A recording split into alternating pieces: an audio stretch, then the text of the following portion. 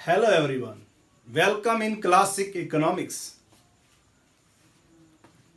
आज ਦਾ जो टॉपिक है ਉਹ है ਆਰਥਿਕ ਸੁਧਾਰਾਂ ਨਾਲ ਸੰਬੰਧਿਤ। ਭਾਰਤ ਵਿੱਚ 24 ਜੁਲਾਈ 1991 ਨੂੰ ਆਰਥਿਕ ਸੁਧਾਰ ਕੀਤੇ ਗਏ। ਨਵੀਂ ਆਰਥਿਕ ਨੀਤੀ ਅਪਣਾਈ ਗਈ। LQP यानी कि लाइसेंस कोटा और परमिट जो पहला चलता सी उनकी थां ते लिबरलाइजेशन, प्राइवेटाइजेशन और ग्लोबलाइजेशन किया गया। तो आज का जो टॉपिक है, आज का जो लेक्चर है वो फर्स्ट जो एस्पेक्ट है लिबरलाइजेशन यानी कि उदारीकरण उहदे नाल रिलेटेड है। तो आज का जो टॉपिक है उस दे आपां देखांगे कि उदारीकरण का मीनिंग की है, अर्थ की है और ਭਾਰਤ ਸਰਕਾਰ ਨੇ ਕਿਹੜੇ-ਕਿਹੜੇ ਉਪਾਅ ਕੀਤੇ ਗਏ, ਕਿਹੜੇ-ਕਿਹੜੇ ਮੈਥਡ ਅਪਣਾਏ ਉਦਾਰੀਕਰਨ ਦੇ ਲਈ। ਜੇਕਰ ਤੁਸੀਂ ਇਸੇ ਲੈਕਚਰ ਨੂੰ ਸੁਣ ਰਹੇ ਹੋ ਫਸਟ ਟਾਈਮ, ਤਾਂ ਇਸ ਤੋਂ ਪਹਿਲਾਂ ਆਰਥਿਕ ਸੁਧਾਰਾਂ ਤੇ ਆਪਣੇ ਲੈਕਚਰਸ ਅਪਲੋਡ ਹੋਏ ਆਪਣੇ ਇਸ ਚੈਨਲ ਤੇ। ਤੁਸੀਂ ਉਹ ਦੋਵੇਂ ਲੈਕਚਰ ਪਹਿਲਾਂ ਸੁਣ ਸਕਦੇ ਹੋ। ਨਾਲ ਹੀ ਤੁਸੀਂ ਜੇਕਰ ਸਬਸਕ੍ਰਾਈਬ नहीं ਕੀਤਾ ਤਾਂ ਚੈਨਲ ਸਬਸਕ੍ਰਾਈਬ करो और लैक्चर शुरू तो लैके एंड तक जरूर देखो। बाकी दोनों जो लैक्चर्स इस लैसन ते डिलीवर होए हैं इकनॉमिक रिफॉर्म्स ते उन्हों का जो लिंक है इस लैक्चर दी डिस्क्रिप्शन से तुहानू मिलेगा। तो स्टूडेंट्स डिस्कस करते हैं आज का जो लैक्चर है लिबरलाइजेशन, उदारीकरण। तो टॉपिक है आज का उदारीकरण, लिबरलाइजेशन। 2 मार्क्स या 1 मार्क्स विच आ जाता है उदारीकरण का अर्थ या what do mean by liberalisation, उदारीकरण का अर्थ। तो एक छोटा जिहा अर्थ लिखा है, एग्जैक्ट तुसीं इहनूं लर्न करोगे। सरकार द्वारा लगाए गए प्रत्यक्ष जां भौतिक नियंत्रणां तो अर्थव्यवस्था की मुक्ति। यानी कि सरकार ने जो प्रत्यक्ष सीधे तौर पर ਜਾਂ ਭੌਤਿਕ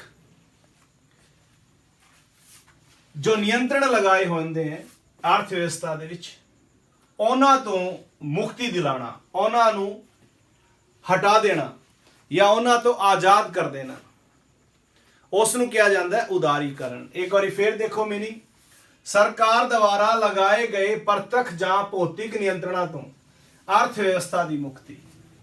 यानी कि सरकार ने जो प्रत्यक्ष जां भौतिक नियंत्रण लगाए होंगे हैं अर्थव्यवस्था दे विच उन्हां तो अर्थव्यवस्था नूं मुक्त कर देना।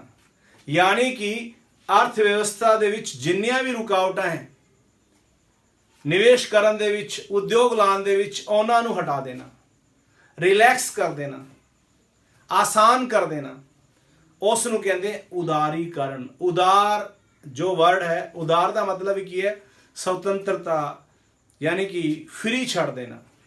तो इस करके ये है लिबरलाइजेशन का मीनिंग या उदारीकरण का मीनिंग। सरकार द्वारा लगाए गए प्रत्यक्ष या भौतिक नियंत्रणों तो अर्थव्यवस्था नूं मुक्ति। 1991 तो पहला जदों आर्थिक सुधार लागू किए गए 24 जुलाई 1991, उस तो पहला सरकार ने कई तरह के नियंत्रण लाए हुए सी। जिवें देखो उद्योगिक लाइसेंस व्यवस्था, जेकर तुसी कोई उद्योग लाना चाहते हो तो तुहानू उस उद्योग के लिए लाइसेंस लेना पड़ेगा। वस्तुओं की कीमत जां वित्तीय नियंत्रण, वस्तुओं की कीमत जिहड़ी है वो कितनी निर्धारित होएगी, ये भी सरकार ने रूल्स और रेगुलेशन बनाए हुए सी। कितना निवेश कर सकते वध तो वध वित्तीय नियंत्रण लगे हुए सी। आयात लाइसेंस, इंपोर्ट लाइसेंस, जेकर तुसी आयात करना चाहते हो तां भी तुहानू लाइसेंस की लोड़ है, बिना लाइसेंस तो तुसी आयात नहीं कर सकते। विदेशी मुद्रा नियंत्रण, विदेशी मुद्रा यानी कि फॉरेन एक्सचेंज, उस ते भी नियंत्रण लगे हुए सी। उस ते भी सारे का सारा नियंत्रण जिहड़ा सीगा या सारे का सारा कंट्रोल जिहड़ा सी गौरमेंट के हत्थां दे विच सी। वड्डे व्यापारिक घराणिਆਂ द्वारा निवेश ते प्रतिबंध, जो बिग ਬਿਜ਼ਨਸ ਹਾਊਸਿਸ ਹੈ, ਬਿਗ ਜਿਹੜੇ ਇੰਡਸਟਰੀਅਲ ਹਾਊਸਿਸ ਹੈ, ਉਹਨਾਂ ਤੇ ਨਿਵੇਸ਼ ਤੇ ਵੀ ਰੋਕ ਲਾਈ ਹੋਈ ਸੀ ਸਰਕਾਰ ਨੇ। ਤਾਂ ਇਹਨਾਂ ਸਾਰਿਆਂ ਦੇ ਕਰਕੇ ਆ ਜਿਹੜੀ ਚੀਜ਼ਾਂ ਆਪਾਂ ਡਿਸਕਸ ਕੀਤੀਆਂ, ਉਦਯੋਗ ਲਾਇਸੈਂਸਿੰਗ ਵਿਵਸਥਾ, ਵਸਤੂਆਂ ਦੀ ਕੀਮਤ ਜਾਂ ਵਿੱਤੀ ਨਿਯੰਤਰਣ, ਆਯਾਤ ਲਾਇਸੈਂਸ, ਵਿਦੇਸ਼ੀ ਮੁਦਰਾ ਨਿਯੰਤਰਣ, ਵੱਡੇ ਵਪਾਰੀ ਘਰਾਣਾ ਦੁਆਰਾ ਨਿਵੇਸ਼ ਤੇ ਪ੍ਰਤੀਬੰਧ ਆਦਿ, ਇਹਨਾਂ ਦੁਆਰਾ ਅਰਥ ਵਿਵਸਥਾ ਨੂੰ ਇੱਕ ਜਕੜਿਆ ਹੋਇਆ ਸੀ, ਨਿਯੰਤਰਿਤ ਕੀਤਾ ਹੋਇਆ ਸੀ। ਨਾਲ ਹੀ ਕਰਪਸ਼ਨ ਬਹੁਤ ਸੀ, ਨਿਵੇਸ਼ ਵਿੱਚ ਦੇਰੀ ਹੁੰਦੀ ਸੀ, ਭ੍ਰਸ਼ਟਾਚਾਰ ਇੰਨਾ ਸੀ ਕਿ ਕੋਈ ਲਾਇਸੈਂਸ ਲੈਣਾ ਪੈਂਦਾ ਹੈ, ਕੋਈ ਮਨਜ਼ੂਰੀ ਲੈਣੀ ਪੈਂਦੀ ਹੈ, ਤਾਂ ਤੁਹਾਨੂੰ ਸਰਕਾਰ ਤੋਂ ਮਨਜ਼ੂਰੀ ਲੈਣੀ ਪਏਗੀ। ਉਹਦੇ ਨਾਲ ਸਰਕਾਰੀ ਜੋ ਆਫਿਸਿਸ ਹੈ ਉਹਨਾਂ ਦੇ ਚੱਕਰ ਕੱਟਣੇ ਪੈਣਗੇ। ਇੱਕ ਟਾਈਮ ਕੰਜ਼ਿਊਮਿੰਗ ਪ੍ਰੋਸੈਸ ਸੀਗਾ, ਇੱਕ ਪਰਟੀਕੂਲਰ ਨਿਵੇਸ਼ ਤੋਂ ਬਾਅਦ ਨਹੀਂ ਕਰ ਸਕਦੇ ਸੀ, ਇੱਕ ਆਮ ਭ੍ਰਸ਼ਟਾਚਾਰ ਪਾਇਆ ਜਾਂਦਾ ਸੀ। ਲਾਇਸੈਂਸ ਵਗੈਰਾ ਲੈਣ ਦੇ ਲਈ ਕਾਫੀ ਰਿਸ਼ਵਤ ਦੇਣੀ ਪੈਂਦੀ ਸੀ। ਤਾਂ ਇਹ ਜਿਹੜੀ ਸਾਰੇ ਨਿਯੰਤਰਣ ਸੀ, ਇਹਨਾਂ ਨੂੰ ਹਟਾਣਾ। ਤਾਂ ਸਰਕਾਰ ਨੇ ਕੀ ਕੀਤਾ, 24 ਜੁਲਾਈ 1991 ਦੀ ਜਿਹੜੇ ਆਰਥਿਕ ਸੁਧਾਰ ਜਾਂ ਨਵੀਂ ਨੀਤੀ ਦੇ ਅਕੋਰਡਿੰਗ ਇਹ ਸਾਰੇ ਖਤਮ ਕਰਤੇ। ਇਹਨਾਂ ਦੀ ਥਾਂ ਤੇ ਅਰਥ ਵਿਵਸਥਾ ਨੂੰ ਮੁਕਤ ਕਰਤਾ। ਤਾਂ ਇਸ ਨੂੰ ਕਿਹਾ ਗਿਆ ਉਦਾਰੀਕਰਨ। ਤਾਂ 2 ਨੰਬਰ ਦੇ ਸਟੂਡੈਂਟਸ ਕੁਐਸਚਨ ਆ ਜਾਏ ਉਦਾਰੀਕਰਨ ਤੋਂ ਕੀ ਭਾਵ ਹੈ, ਤਾਂ ਤੁਸੀਂ ਆਹ ਵਾਲਾ ਮੀਨਿੰਗ ਲਿਖ ਦੋਗੇ, ਸਰਕਾਰ ਦੁਆਰਾ ਲਗਾਏ ਗਏ ਪ੍ਰਤੱਖ ਜਾਂ ਭੌਤਿਕ ਨਿਯੰਤਰਣਾਂ ਤੋਂ ਅਰਥ ਵਿਵਸਥਾ ਦੀ ਮੁਕਤੀ। ਇਸ ਦੇ ਨਾਲ ਹੀ 4 ਮਾਰਕਸ ਜਾਂ 6 ਮਾਰਕਸ ਦੇ ਵਿੱਚ ਇੱਕ ਟੌਪਿਕ ਐਕਸਪਲੇਨ ਕੀਤਾ ਜਾ ਸਕਦਾ ਹੈ। ਇਹਨੂੰ ਮੈਂ ਇਸ ਦੇ ਵਿੱਚ ਇਨਕਲੂਡ ਕਰ ਲਿਆ, ਕਿਉਂਕਿ ਜੇਕਰ ਆਪਾਂ ਮੀਨਿੰਗ ਦਾ ਸਿਰਫ ਇੰਨਾ ਕੁ ਲੈਕਚਰ ਬਣਾਉਂਦੇ ਤਾਂ ਉਹ ਸਾਰਥਕ ਨਹੀਂ ਹੋਣਾ ਸੀ, ਛੋਟਾ ਲੈਕਚਰ ਬਣਨਾ ਸੀ। ਤਾਂ ਕੁਐਸਚਨ ਹੈ, ਡਿਫਰੈਂਟ ਪਾਰਟ ਹੈ, ਸੈਕਿੰਡ ਪਾਰਟ ਇਹਦਾ, ਇਹ ਪਾਰਟ ਸੈਕਿੰਡ ਕਹਿ ਸਕਦੇ ਆਪਾਂ। ਉਦਾਰੀਕਰਨ ਦੇ ਉਪਾਅ, ਸਰਕਾਰ ਨੇ ਕਿਸ ਤਰ੍ਹਾਂ ਉਦਾਰੀਕਰਨ ਕੀਤਾ ਅਰਥ ਵਿਵਸਥਾ ਦੇ, ਕਿਹੜੇ ਕਿਹੜੇ ਮੈਥਡ ਅਪਣਾਏ, ਕਿਹੜੀ ਵਿਧੀਆਂ ਅਪਣਾਈਆਂ। 8 ਹੈਡਿੰਗ ਡਿਸਕਸ ਕਰਾਂਗੇ ਸਟੂਡੈਂਟਸ ਆਪਾਂ। ਸਭ ਤੋਂ ਪਹਿਲਾਂ ਲਾਇਸੈਂਸ ਅਤੇ ਪੰਜੀਕਰਨ ਦੀ ਸਮਾਪਤੀ। ਲਾਇਸੈਂਸ ਅਤੇ ਪੰਜੀਕਰਨ ਦੀ ਸਮਾਪਤੀ। ਪਹਿਲਾਂ ਤੁਸੀਂ ਕੋਈ ਵੀ ਉਦਯੋਗ ਲਗਾਉਣਾ ਚਾਹੁੰਦੇ ਹੋ, ਨਿੱਜੀ ਖੇਤਰ ਦਾ, ਗਵਰਨਮੈਂਟ ਤੋਂ ਉਹਦਾ ਲਾਇਸੈਂਸ ਲੈਣਾ ਪੈਂਦਾ ਸੀ। ਆਪਣੇ ਉਦਯੋਗ ਨੂੰ ਰਜਿਸਟਰਡ ਵੀ ਕਰਾਉਣਾ ਪੈਂਦਾ ਸੀ, ਪੰਜੀਕ੍ਰਿਤ ਵੀ ਕਰਾਉਣਾ ਪੈਂਦਾ ਸੀ। ਇਸ ਵਿੱਚ ਬਹੁਤ ਸਾਰੀ ਨੌਕਰਸ਼ਾਹੀ ਇਨਵੋਲਵ ਹੋ ਜਾਂਦੀ ਸੀ, ਰੈਡ ਟੈਪਿਜ਼ਮ ਹੁੰਦਾ ਸੀ, ਯਾਨੀ ਕਿ ਭ੍ਰਸ਼ਟਾਚਾਰ ਕਰਨਾ ਪੈਂਦਾ ਹੀ ਸੀਗਾ। ਯਾਨੀ ਕਿ ਰਿਸ਼ਵਤ ਦੇ ਕੇ ਤੁਸੀਂ ਲਾਇਸੈਂਸ ਲੈ ਸਕਦੇ ਸੀ, ਜਾਂ ਪੰਜੀਕ੍ਰਿਤ ਕਰਾਉਣਾ ਇੰਡਸਟਰੀ ਨੂੰ ਤਾਂ ਵੀ ਬਹੁਤ ਵੱਡੀ ਪ੍ਰੋਬਲਮ ਆਉਂਦੀ ਸੀ। तो लाइसेंस ਅਤੇ पंजीकरण की समाप्ति की गई, पहला पॉइंट। तो जुलाई यानी कि 24 जुलाई की आप गल करिए, नवी उद्योगिक नीति जिहड़ी बनाई अपने को जुलाई 1991 की नवी उद्योगिक नीति के अनुसार हुण सिर्फ 6 उद्योगों के लिए लाइसेंस जरूरी है, सिर्फ और सिर्फ 6 इंडस्ट्री के लिए लाइसेंस जरूरी है। इन्हां दे नाम याद कर सकते हो। शराब, जेकर शराब का उद्योग लाना चाहते हो लाइसेंस लेना पऊगा। सिगरेट की कोई इंडस्ट्री लाना चाहते हो लाइसेंस लेना पेगा। सुरक्षा उपकरण, सुरक्षा उपकरण जेड़े होंदे हैं अपने को, कोई भी जेड़े सुरक्षा उपकरण है जेड़े अपनी आर्म्ड फोर्सेस यूज कर दिए हैं या अपनी पुलिस यूज कर दी है, कोई भी गन है, कोई भी होर इस तो वड्डे वड्डे जिवें टैंक्स, मिसाइल और सो एंड सो सुरक्षा उपकरण होंदे, इन्हां दे लई लाइसेंस की लोड़ है। उद्योगिक विस्फोट, उद्योग जोड़े हैं उन्हां दे विच भी विस्फोटक पदार्थ यूज होंदे, उन्हां दे लई लाइसेंस की लोड़ है। खतरनाक रसायन कोई बनाना चाहते हो उहदे लई लाइसेंस की लोड़ है। और दवाइयां दे लई ये सिर्फ 6 इंडस्ट्री जिहड़ी हैं इन्हां दे लई लाइसेंस की लोड़ सी। बाकी सारी इंडस्ट्री नूं आम लोकां लई खोलता, निजी खेतर लई खोलता, कोई भी लाइसेंस लैण की लोड़ नहीं। तुसीं इन्हां ते नज़र मारोगे सिर्फ वही चीज़ां हैं जो किते ना किते या तो हार्मफुल है या जेड़े अपने उन्हां दे यूज नूं, ये जेकर आपां कॉमन करांगे तो अपनी इकोनॉमी नूं, अपनी कंट्री नूं लॉस हो सकता है। तो सिर्फ शराब, सिगरेट, सुरक्षा उपकरण, औद्योगिक विस्फोट और खतरनाक रसायन और दवाइयां, इन्हां लई लाइसेंस की लोड़ सी। बाकी सारे लाइसेंस फ्री करते। इस नूं किया गया उदारीकरण। तो उदारीकरण का पहला स्टेप की है, लाइसेंस की समाप्ति कर दी गई और जो रजिस्ट्रेशन करानी होंदी सी उद्योग की, पंजीकरण कराना होंदा सी, वो बिल्कुल समाप्त करता। इस दे नाल लिबरल हो गया, आसान हो गया।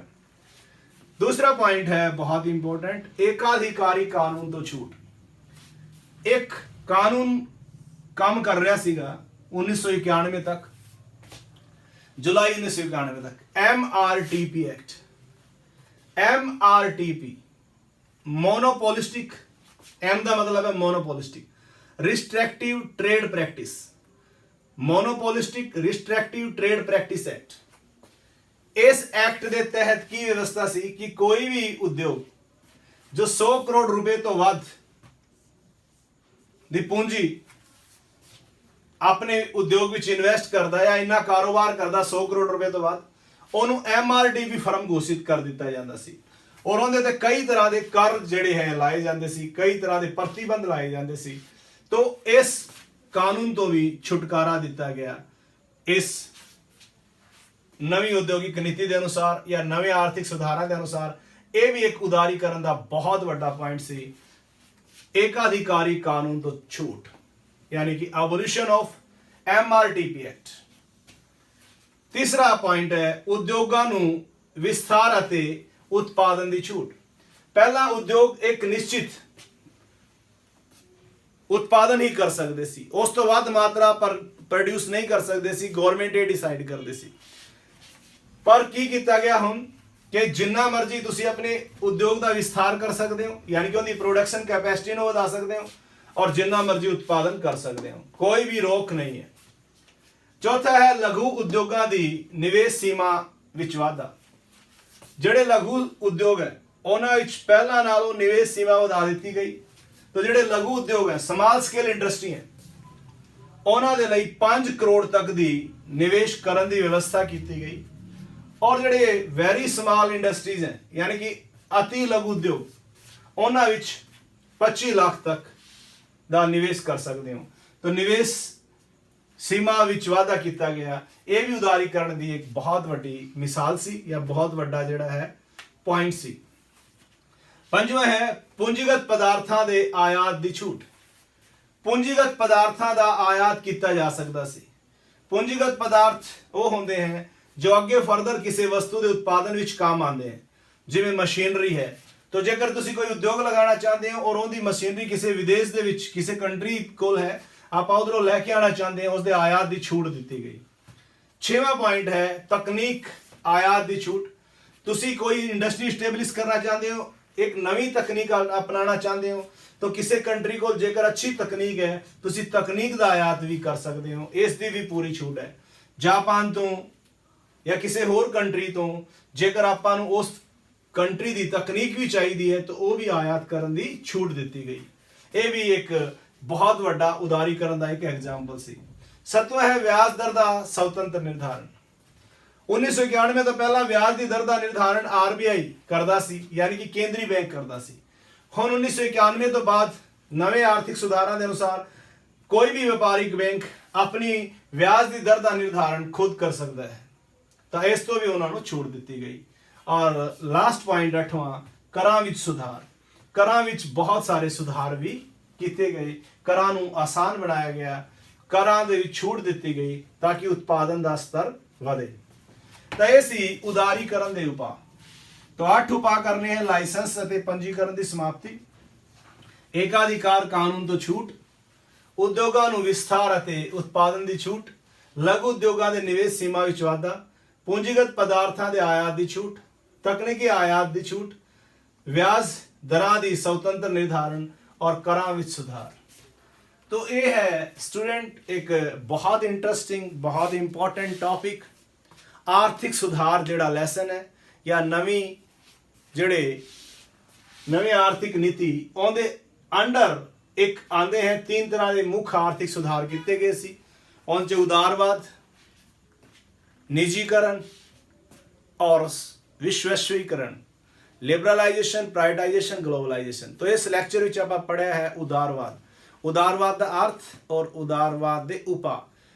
2 नंबर, 1 नंबर, 6 नंबर और 4 नंबर लई एक क्वेश्चन बहुत इंपॉर्टेंट है जो तुहानू 8 टॉप पॉइंट पढ़ाए हैं, तुसी उन्होंने पढ़ सकते हो, नोट्स तैयार कर सकते हो।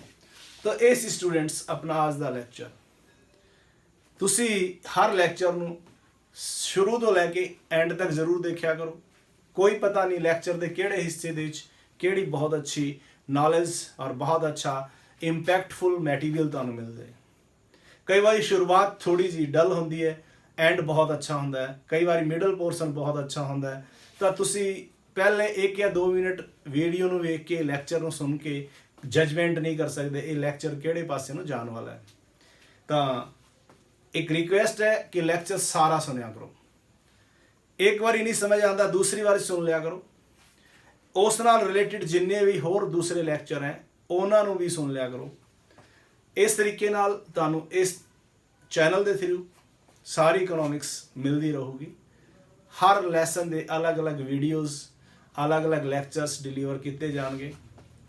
ਤੇ ਹਜੇ ਤੱਕ ਜੇਕਰ ਤੁਸੀਂ ਚੈਨਲ ਨੂੰ ਸਬਸਕ੍ਰਾਈਬ ਨਹੀਂ ਕੀਤਾ ਤਾਂ ਸਬਸਕ੍ਰਾਈਬ ਜ਼ਰੂਰ ਕਰੋ ਪਲੀਜ਼ ਚੈਨਲ ਨੂੰ।